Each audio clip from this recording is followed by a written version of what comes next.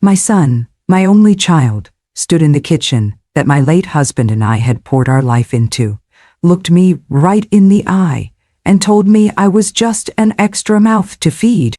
He said it with the casual indifference of someone swatting away a fly.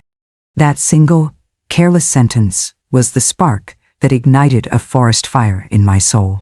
So, I consulted a lawyer, followed the letter of the law, doubled his rent to the full market rate, and when he inevitably couldn't pay, I used that rental income to move into the very luxury apartment building his wife had circled in magazines for years, while they were forced to move into a cramped little rental across town with peeling paint and a view of a brick wall.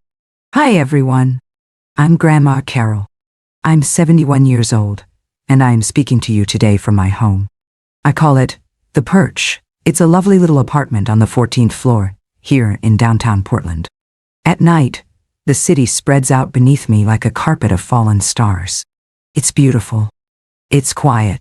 And more importantly than anything else on this earth, it's mine. The lease has my name on it, and my name alone. The key in my pocket opens a door to a place where I am not a burden, not a convenience, not an afterthought. Here, I am simply home.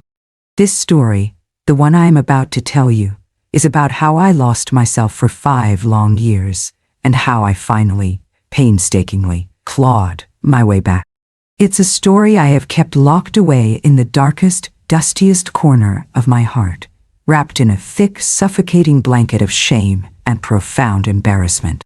It is a hard thing, you know, to admit to the world, and even harder to admit to yourself, that your own child, the person you brought into this world and nurtured, sees you not as a mother, but as a line item on their budget. A liability. An inconvenience they'd rather do without. It's a quiet kind of heartbreak, one that doesn't scream and shatter windows, but just slowly, steadily, day by day, erodes your soul until you look in the mirror and don't recognize the sad, hollowed-out stranger looking back at you. For years, I protected their comfort with my silence. I thought that was a mother's duty. But sitting here today, watching the sun glint off the windows of the building across the way, I've come to a new understanding. My silence wasn't protecting my family. It was protecting the people who were hurting me. It was giving them permission to continue. It's time to revoke that permission. It's time I told the truth, the whole truth, from the very beginning. Before I do, it would mean the world to me if you'd take just a moment to press that like button and subscribe to my channel. It's a small, simple thing, but it sends a powerful message. It reminds an old woman like me that our stories have value, our experiences matter, and that finding our strength at any age is something worth celebrating. Thank you, my dears. Now let's go back. Let's go back to the beginning of the end. It all began, as so many of life's second chapters do, with the closing of the first. My husband, my Frank, passed away 6 years ago. There was no long, drawn-out illness, no time for goodbyes. It was a sudden, massive heart attack that took him from me in his sleep. One night I went to bed next to my husband of 50 years, and the next morning I woke up a widow. Just like that. The world didn't just turn gray, it felt like all the color and sound had been vacuumed out of it, leaving a silent, monochrome void. 50 years we were married. We met at a town dance when I was just 18. He was 20, just back from his time in the service, and he had a laugh that you could feel in your bones. He wasn't a man of fancy words or grand gestures. He was a plumber. A steady, reliable, hard-working man with hands that were calloused from work, but were always so gentle when they held mine. I was a bookkeeper for a small local lumber company. Together, we were a team. He was the engine, I was the steering wheel. We weren't rich by any stretch of the imagination, but we were smart. We were planners. We understood that a life wasn't built on wishes, but on work and careful calculations. Early in our marriage, when we were still just kids with more dreams than dollars, Frank came home one evening with a newspaper folded under his arm, his eyes shining with an idea. He spread it out on our tiny kitchen table, pointing a thick finger at a classified ad. "Carol," he said, his voice rumbling with excitement. "Look at this. A 2-family house, a duplex, over on Elm Street. It's old, it needs work, but the neighborhood is decent. It's solid. I looked at the price and my heart sank. It was a fortune to us. Frank, how could we ever afford that? I asked. He was already scribbling on a napkin. That's the beauty of it, honey. We don't have to. The house will pay for itself. We live in the downstairs unit. 3 bedrooms, plenty of space for us and a baby one day. And we rent out the upstairs unit. I've done the math. The rent from upstairs, if we get good tenants, will pay almost the entire mortgage. We'll be tight for a few years, but we'll be building equity. By the time we're ready to retire, the house will be paid off. It was the biggest risk we had ever taken, but I trusted him. I trusted his steady hands and his smart mind. So we scraped together every penny we had for a down payment, and we bought it. And that house became the center of our universe. For the next 40 years, we lived in that downstairs unit. We painted every room, at least 3 times. Frank taught me how to spackle and sand. I learned the difference between a pipe wrench and a basin wrench. We put in a new furnace, one bitter winter, working side by side in the cold basement. We planted a garden in the backyard, a small patch of tomatoes and roses that was our pride and joy. Our son, Mark, was born in that house. His height chart is still faintly visible on a doorframe in the spare bedroom. The house was filled with the scent of my baking on Saturdays and the sound of Frank's booming laugh as he wrestled with a young Mark on the living room floor. And all the while, the upstairs unit had tenants. We had a young couple who were saving for their own home, a college professor, a nurse. Good people, mostly. And every month, their rent check would arrive, a quiet, steady confirmation that Frank's plan, our plan, had been the right one. That house wasn't just wood and nails and pipes. It was our life's work, our partnership, our security, all made tangible. It was our fortress. When Frank died, the fortress suddenly felt cavernous. The silence was a physical presence, a heavy blanket that smothered all the happy memories. The sound of my own breathing was deafening. Mark and his wife, Jennifer, were very attentive in those first few months. They lived in a small, trendy apartment across town, a place they were constantly complaining about. They brought over casseroles I had no appetite for. They sat with me in the evenings while I stared blankly at the television, not hearing a word.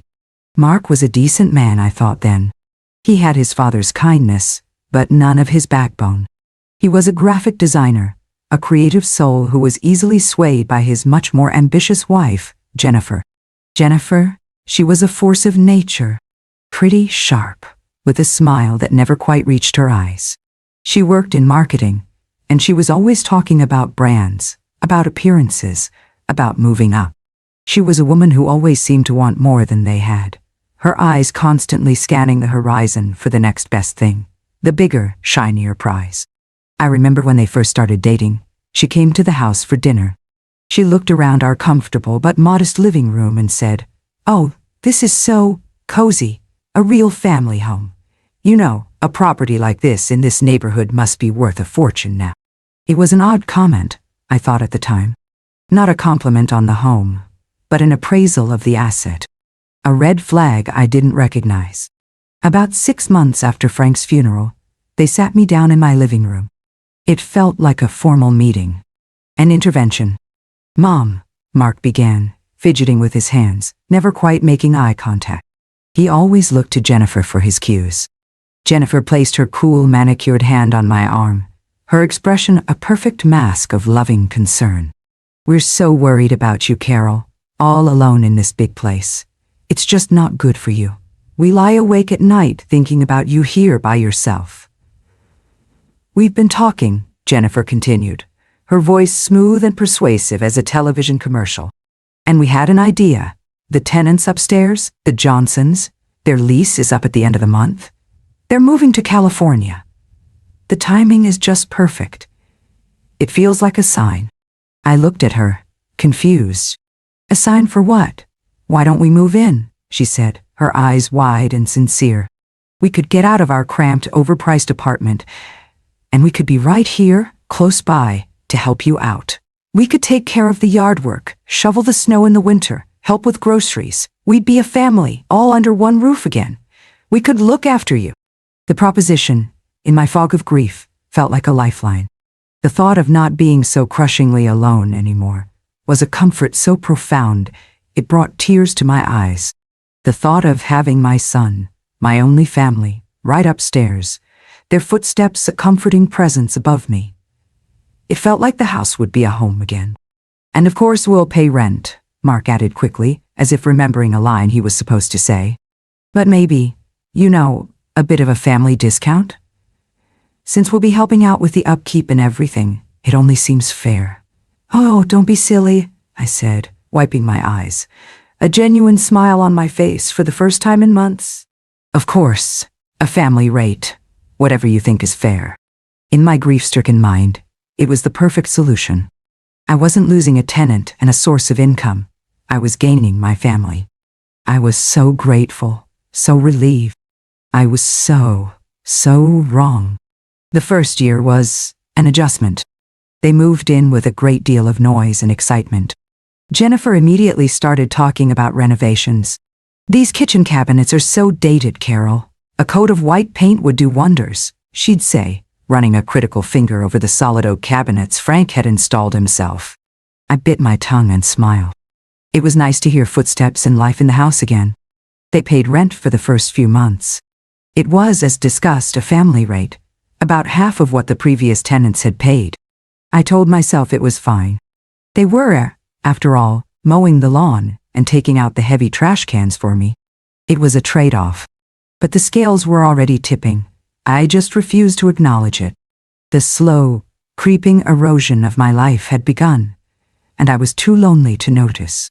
The financial disrespect began first. After about a year of them living upstairs, a rent check was late. I waited a week, then another. Finally, I mustered the courage to gently bring it up. I found Mark in the yard, fiddling with the lawnmower. "Mark, honey," I started, my voice apologetic, as if I were the one in the wrong. "I didn't get the rent check this month. Is everything okay?" He looked flustered, avoiding my eyes.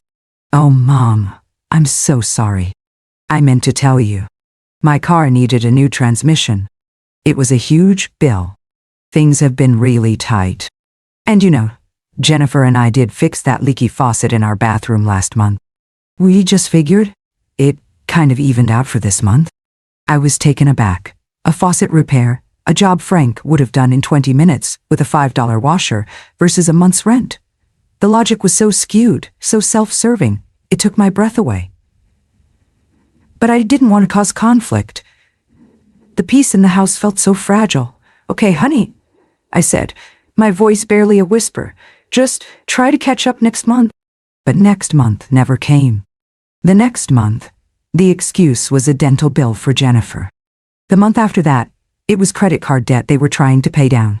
Each time, my gentle inquiries were met with a fresh excuse, a new financial catastrophe, until eventually it became too embarrassing, too painful for me to ask. And so I stopped asking. The rent payment stopped completely. It was never discussed again. It just became the new reality. A silent, unspoken agreement where they were living in a 3-bedroom apartment for free, while I was now shouldering the entire mortgage, the rising property taxes, and the homeowner's insurance on a 2-family house, all on my modest widow's pension, and what was left of Frank's small life insurance payout. My nest egg was cracking. Then came the utilities. It was like they were living in a luxury hotel with an invisible benefactor, me. The water bill doubled, then tripled. I discovered that Jennifer, who worked from home, liked to take long, luxurious, hour-long baths in the middle of the day. The electricity bill soared. They kept their apartment lit up like a department store at all hours, with multiple televisions, computers, and video game consoles running constantly. In the summer, their air conditioning units blasted day and night, the loud hum a constant reminder of my money leaking out into the atmosphere. When I gathered the courage to show Mark the bills, his eyes would glaze over. "Wow, that's a lot, Mom," he'd say, shaking his head as if he were a sympathetic but uninvolved bystander. "Crazy how prices are going up these days, isn't it?" There was never an offer to contribute. It was my house, so they were my bills. It was that simple, in their minds. The disrespect wasn't just financial. It was personal. It was a slow daily campaign of 1,000 tiny cuts, each one designed to make me feel small and invisible in my own home. My downstairs unit, my sanctuary, became their overflow storage. A huge, chest-style freezer of theirs appeared in my laundry room one day.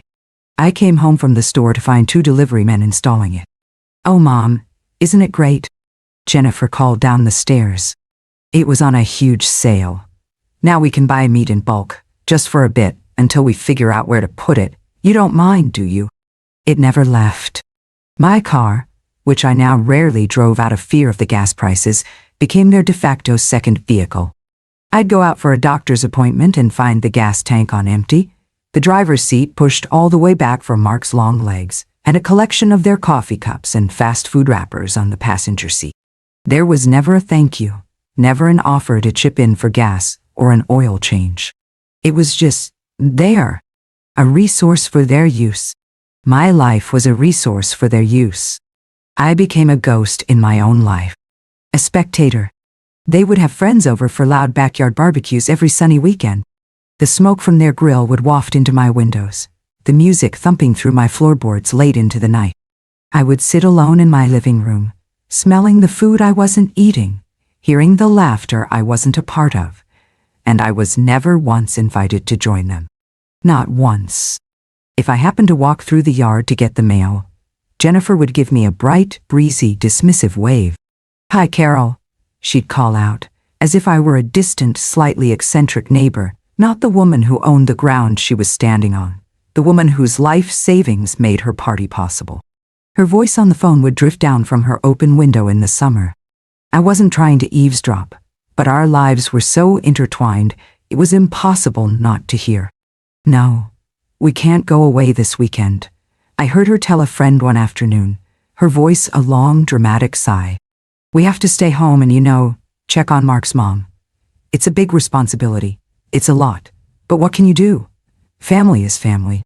She said the word responsibility, like it was a great heavy cross she was heroically, selflessly shouldering for the good of mankind. The irony was so thick, it was nauseating. My inner world became a gray, foggy landscape of confusion and corrosive self-doubt. Was I being unreasonable? Was I the crazy one? Was this just what family does? Frank had always handled the business side of the house, the tenants, the conflicts. Maybe I was just not cut out for it. Maybe I was doing it all wrong. I felt a gnawing, constant shame, a feeling that I was somehow failing. I was so desperately lonely, and their presence, however dismissive and expensive, felt better than the crushing, absolute silence of an empty house. So I said nothing. I just got smaller. I started eating simpler meals, soups, salads, and toast, to keep my own grocery bills down. I wore a sweater in the house in October to avoid turning on the heat. I tried to take up less space, use less energy, cost less money. I was subconsciously trying to be less of a burden, in my own home, to the people who were, in fact, my greatest burden. The final straw, the single, thoughtless sentence that shattered the 5-year-long fog of my denial, came on a cold, damp Tuesday in November. I woke up to the sound of dripping.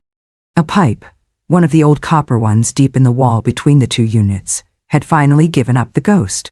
There was a growing water stain on my dining room ceiling. The plumbing bill was nearly $1,000. It was a huge, unexpected, catastrophic expense, and it terrified me. It would wipe out what was left of my small emergency fund. I knew, with a certainty that made me sick to my stomach, that I had to ask them to contribute. They lived there too. It was their water that had been shut off as well. It was a shared problem. I took the bill upstairs, my hand folded around it so tightly, my knuckles were white. My heart was pounding with a dread I couldn't explain. I felt like a beggar approaching a king. I knocked on their door.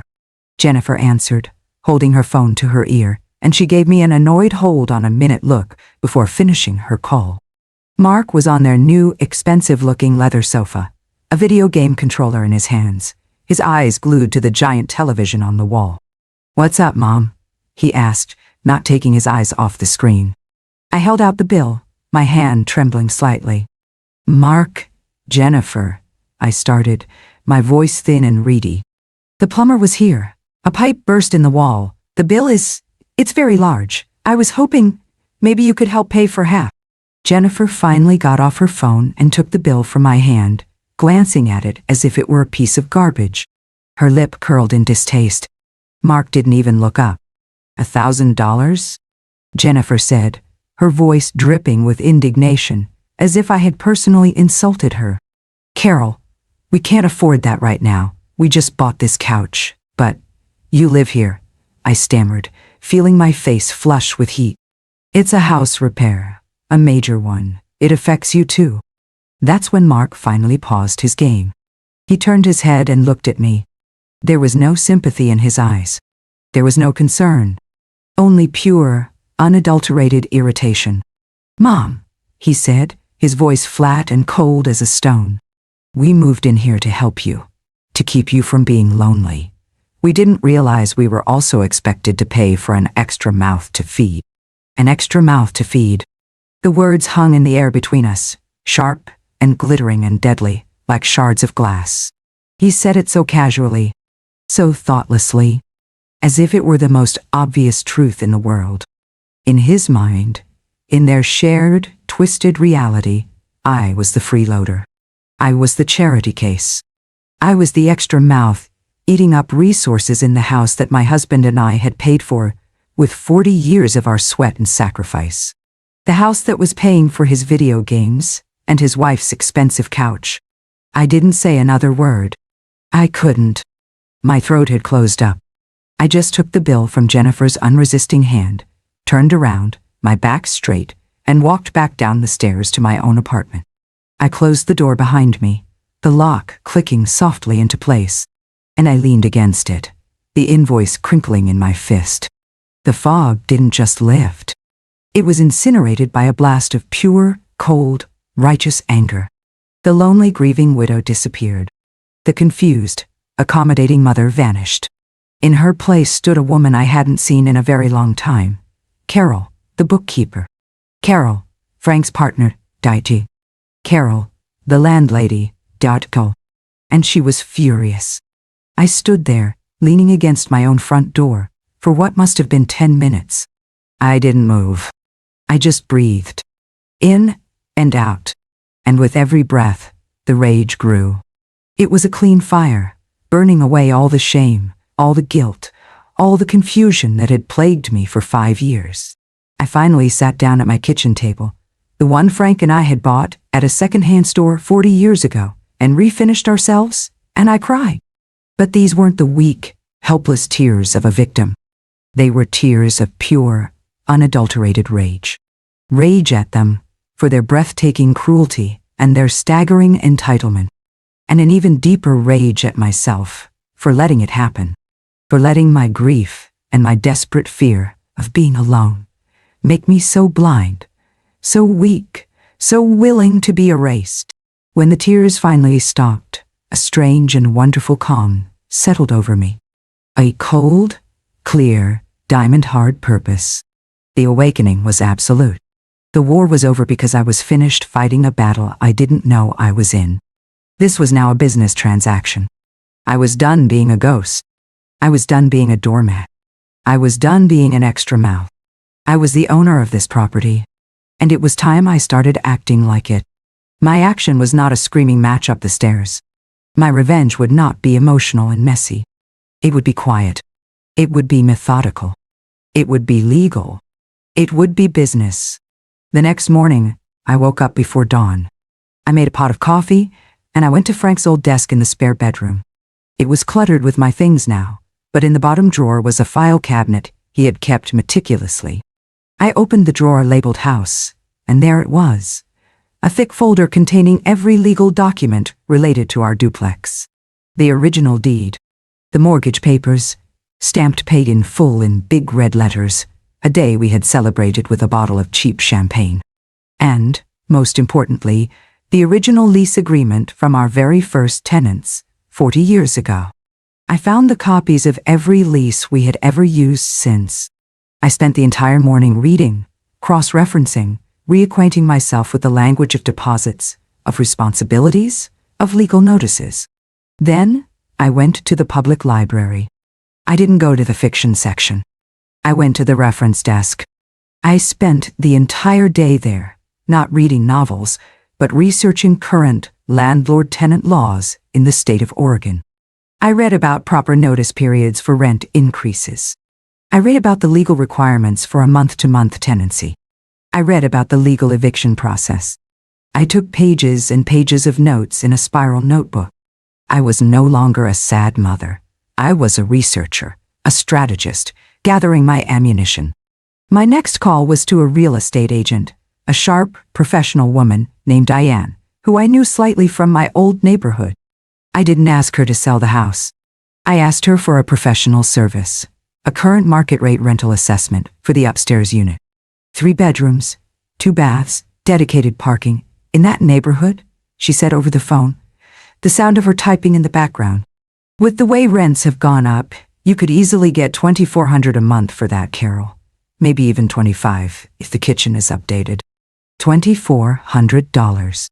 For 5 years, I had been getting 0.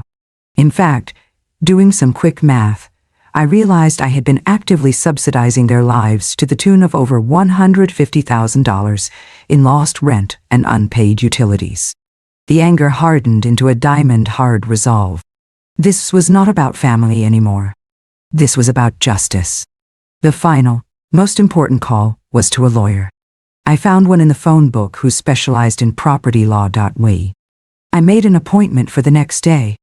I walked into his office with my folder of documents and my notebook full of research. I explained the entire situation, my voice calm and steady, laying out the facts without emotion. The lack of a current written lease. The verbal agreement for a family rate. The 5 years of non-payment. The incident with the plumbing bill. He listened patiently, nodding, and when I was done, he smiled a thin, professional smile. "Mrs. Miller," he said, "you are in a very strong position. In the absence of a written lease, your son and his wife have what is legally considered a month-to-month tenancy. You have the absolute right to change the terms of that tenancy, including the rent, with proper written notice. You also have the right to terminate the tenancy altogether, for any reason, as long as you provide the legally required notice." His advice was clear, simple, and empowering. I went home and spent the evening on my old computer. I downloaded a standard, legally approved month-to-month rental agreement template for the state of Oregon. I carefully filled in every blank. The names of the tenants, Mark Miller and Jennifer Miller, Dordachi. The address of the property. And the rental price, $2,400 per month, due on the first of each month, with utilities not included. I printed 2 copies. Then, I typed up a second document. It was a formal, legal notice. It stated that the terms of their current month-to-month tenancy were changing. It outlined the new rent, and the fact that they would be responsible for their own utilities.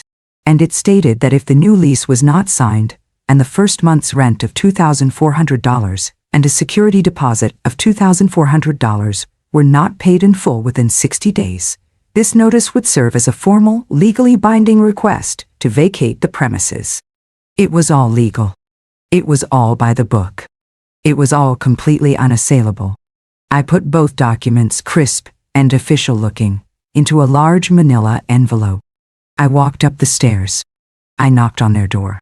This time, my heart was not pounding with dread. It was beating with the slow, steady rhythm of reclaimed power. Mark answered, a slice of cold pizza in his hand from the night before. "Hey, Mom, what's up?" he asked, his tone wary. He knew something had shifted. I handed him the envelope. "This is for you and Jennifer," I said, my voice as even and cool as a granite countertop. "It's a new lease agreement for the apartment. As per Oregon law, you have 60 days to review it, sign it, and provide the first month's rent and security deposit." He looked at me, completely confused, and tore open the envelope. I watched his face as he read. I watched the journey of his emotions. The confusion curdled into disbelief, and then his face began to flush with pure, red-faced rage. "What is this? $2,400? Are you insane? We're your family." Jennifer came to the door, drawn by his shouting. She snatched the papers from his hand and read them over his shoulder, her jaw dropping. "This is an eviction notice," she shrieked, her voice a high-pitched squeal of outrage. "No," I said calmly, holding my ground, not raising my voice, not flinching. "It is a rental agreement. The kind I have with any tenant. It is the market rate for this property. You have a choice. You can sign it and start paying what the apartment is worth, or you can choose to move. The choice is yours. You have 60 days to decide." I turned my back on their sputtering and shouting, and walked down my stairs. For the first time in 5 long years, I felt the sweet, clean, cold air of my own power. While they spent the next 2 months scrambling, alternating between angry, accusatory phone calls that I let go to voicemail and pathetic, wheedling text messages I refused to answer, I was making my own plans. I realized during one long, quiet evening that I didn't want to live in the downstairs unit anymore. The whole house was filled with the ghosts of their disrespect. I didn't want to be their landlady, hearing their every move. I wanted a true, clean, fresh start. With the guaranteed future income of $2,400 a month, my entire financial situation was transformed. I called Diane, the real estate agent, again, and she found me this beautiful little apartment in a secure building with a gym and a pool and a concierge, the kind of place Jennifer was always reading about in glossy magazines. I signed the lease, paid the deposit out of my own savings, and scheduled my movers for the end of their 60-day period. I was not just evicting them from my property. I was evicting them from my life. The consequences for them were precisely what they had earned. They couldn't afford the new rent. Of course they couldn't. Their entire comfortable, entitled lifestyle had been built on the foundation of my subsidy. They couldn't afford to buy a house because they had saved nothing, spending every spare dollar on expensive gadgets, clothes, and a fancy car. They were forced to go apartment hunting, and they were shocked by the reality of the rental market. I saw the moving truck, a cheap, beat-up rental, parked outside their unit on the last day of the month. I didn't go up. I didn't offer to help. I didn't say goodbye. I just watched from my living room window as they loaded their expensive sofa and their giant big screen TV into the back of the truck. They looked angry, harried, and utterly defeated. Jennifer was yelling at Mark. He was kicking at the truck's tire. It was a pathetic, ugly scene, and I felt nothing but a profound, quiet sense of justice. The relationship with my son is, of course, broken. He has called me a few times, his voice thick with a mixture of rage and self-pity. He has called me cruel, unloving, a monster. He has never once apologized. He has never once acknowledged the truth of what they did. Jennifer has blocked me on all social media. Perhaps one day, years from now, Mark will understand the lesson I was forced to teach him. But I'm not holding my breath. I lost a son, the son I thought I had, but I regained myself. It was a painful trade, but it was one I had to make. I hired a professional property management company to handle the duplex. They are worth every penny. The upstairs unit was rented within a week to a lovely young couple, a doctor and a teacher, who pay their rent on time every month and send me a Christmas card. The downstairs unit, my old home, was rented to a quiet family who cherished the garden. The combined income from the property pays for my beautiful new apartment, all my bills, my travel, my hobbies, and leaves me with enough to be truly financially independent for the rest of my days. Frank's plan, our plan, is finally working for me. The lesson I learned, the lesson that was seared into my soul, is this: your worth is not determined by your usefulness to others. You are not a resource to be tapped until you run dry. You are a person, whole and complete. And family is not a magic word that gives people a license for disrespect. It should be the first line of defense against it, not the source of the attack. I learned that letting go of a toxic relationship, even with your own child, is not an act of cruelty. It is an act of profound, necessary self-preservation. It is an act of choosing to live. And so, my advice to you, To anyone listening who feels taken for granted, who is made to feel small in their own life, who is being consumed by the needs of others, is this: look at the numbers. Look at the facts. Your feelings are valid, but sometimes the coldest, hardest truths of a situation can be found on a bank statement, a utility bill, a lease agreement. Do not be afraid to be the bookkeeper of your own life. Do not be afraid to be the landlady of your own soul. You have more power than you think. You just have to decide to use it. Part 6. Closing. Thank you so much for letting me share this long and difficult story. Putting it all into words, from beginning to end, has been a final act of taking back the narrative. It's my story, my history, and I am the one who gets to tell it. The shame is gone, replaced by a quiet pride. If it resonated with you, if you saw a piece of your own life in my story, please share it. You never know who might need to hear that it's okay to stand up for themselves. And please don't forget to subscribe for more stories from my new and much, much happier life. Love, Grandma Carol. Ciao. See you in the next story.